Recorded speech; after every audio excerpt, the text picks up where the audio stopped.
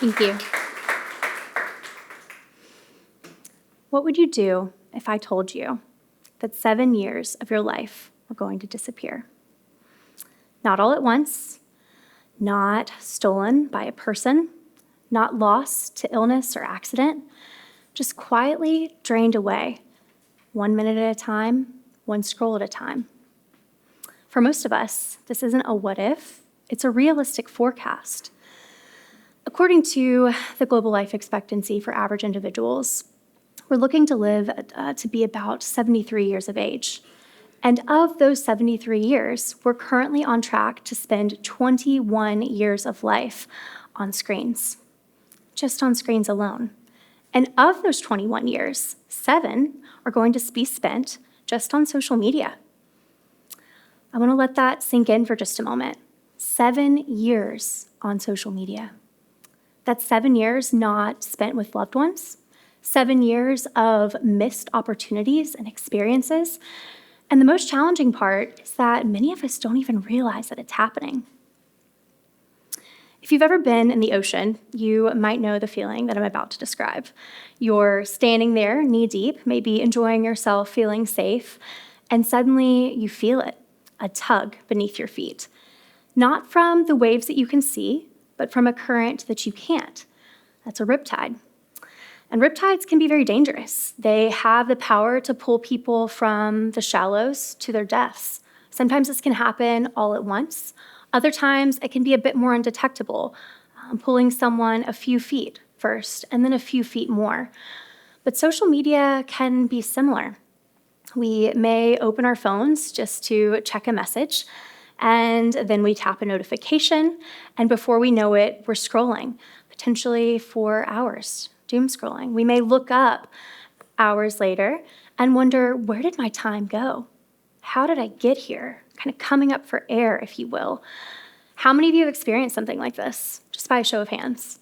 A few of us. Yeah, me too. That's the digital riptide. It's not loud. It's not obvious, but it is strong enough to pull us away from the shore of our priorities, our goals, and the life that we want to live. I noticed my own drift one evening. I had come home after a long day of work, and there were several things that I wanted to accomplish. I wanted to make dinner. I wanted to call a loved one. I wanted to fit in a quick workout and hopefully watch the sun go down for a few minutes. Those were a few of my goals. Instead, I pulled up Instagram and I started doom scrolling. And I probably spent over 2 hours doom scrolling, if I'm being honest. By the way, the average amount of time that individuals spend on social media per day is 2 hours and 36 minutes. I probably wasn't too far off from that day. But by the time I finally looked up, I looked around and my dinner was unprepared, the workout not done, the call not made, and the sun had gone down. And I couldn't even tell you what I had looked at, but I do know that it wasn't relaxing, it wasn't intentional, and it certainly wasn't how I wanted to spend my time. And yet it just happened. And the more I thought about it, the more I realized it wasn't just that night. This was happening almost every evening. And that's when it really hit me. I wasn't fully in control of my time, and the life that I wanted to live was slipping through my fingers. The digital riptide, it was carrying me. I want us to imagine something, though. If we were able to reclaim just 2 hours a day over the course of 7 years, what are some of the things that we could have? We would have time to read over 500 books. We would have time to earn a graduate degree. We would have time to visit every U.S. park, national park. We would have time to earn over $500,000 on the U.S. average wage. And these are just a few of the things. If you were a parent, that's time for you to raise a child from an infant to second grade. If you're a student, that's time to become world-class at something. If you're someone searching for meaning in your life, that's time for you to rediscover what's purposeful. And those are just a few of the things that the digital riptide is keeping us from. Unfortunately, time is not the only factor here. There are a slew of other hidden costs that you may or may not be aware of. Heavy social media usage, it is directly correlated with increased anxiety, increased depression. So the list goes on and on. Let's see. Body dysmorphia, body dissatisfaction, eating disorders, poorer sleep, increased loneliness, and at the most extreme, suicidal ideation. And these are not fringe findings. These are well documented and growing more concerning each year. So we may want to ask ourselves, why do we keep going back? Why is this something that we're so pulled into? And that's because these apps are literally designed to pull us in. How many of you know there are many design tactics and elements and strategies that keep us locked into social media for much longer than we would want to be? Some of these range from algorithmic echo chambers to personalized algorithms. A few of the others are endless scroll and autoplay, push notifications, social validation loops. We could go on and on. One of the ones that I think is the most concerning, though, is the exploitation of our brain's feel-good chemicals, specifically dopamine, oxytocin, and serotonin. These chemicals are essentially hijacked by social media with the goal of keeping us on platform for as long as possible. Through that, these platforms are monetizing our attention, right? So it can be extremely problematic. These systems, they're not flaws in the system. They are built to be the way that they are and to control us and to keep us there as long as possible. There is a name for this. It's called maladaptive design, or dark design, I'm sorry. Dark design is when apps are intentionally engineered to bypass our logic and hook our habits. Because of this, many people want to maybe try to steer clear of social media or scale back their usage, but they struggle to. One of the reasons that they may struggle to is related to the psychological term maladaptive consumption. When individuals realize what they're doing no longer fully aligns with what they want or what's good for them, but they continue using it anyways.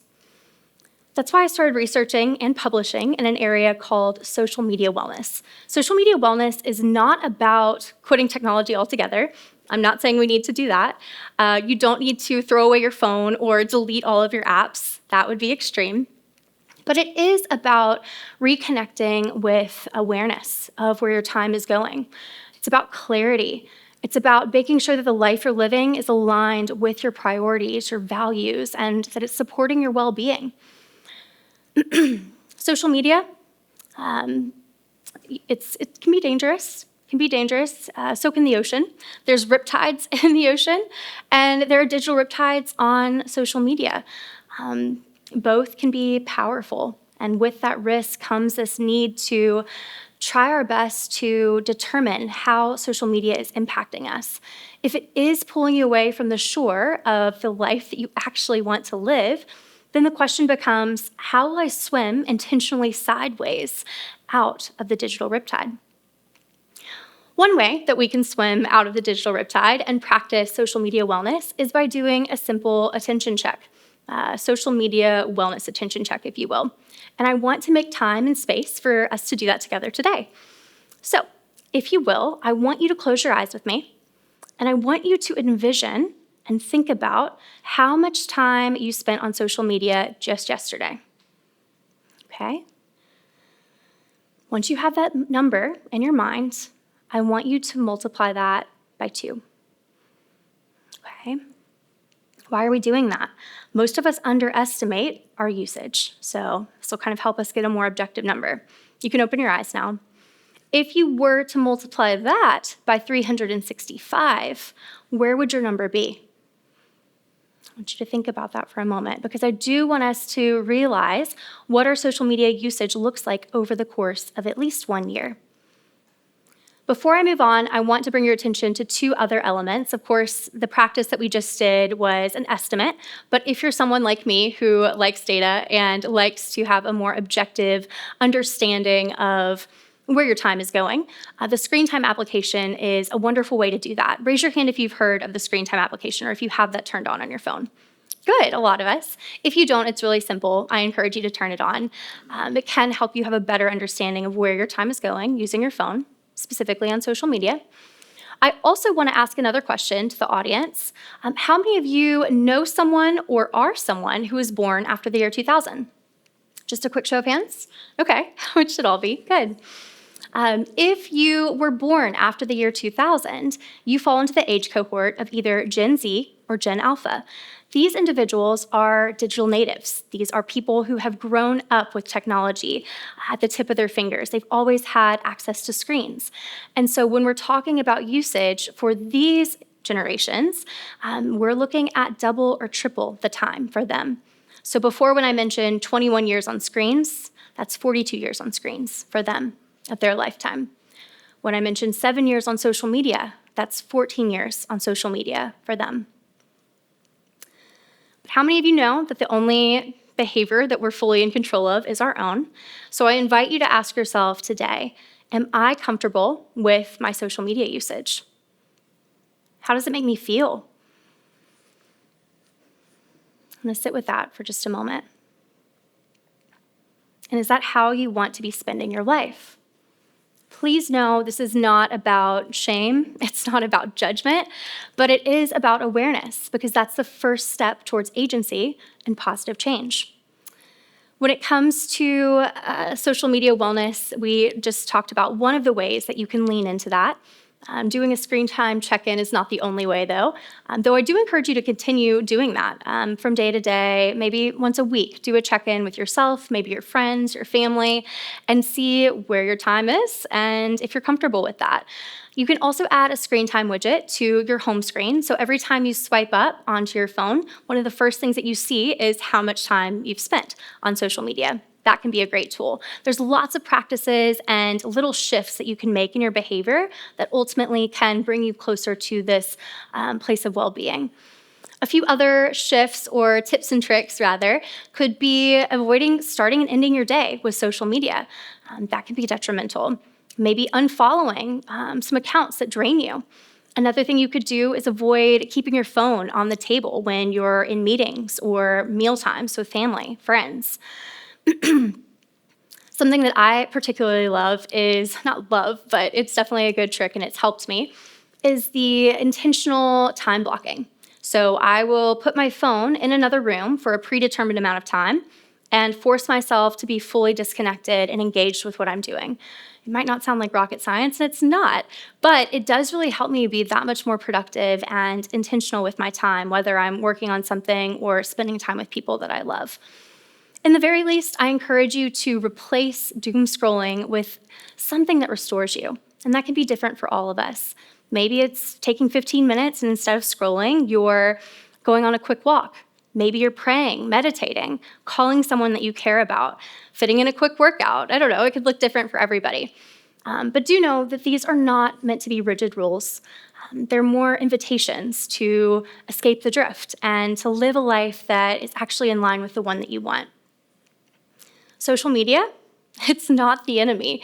It can be a wonderful thing. It can connect us. It can inspire us. It can expand our worldview.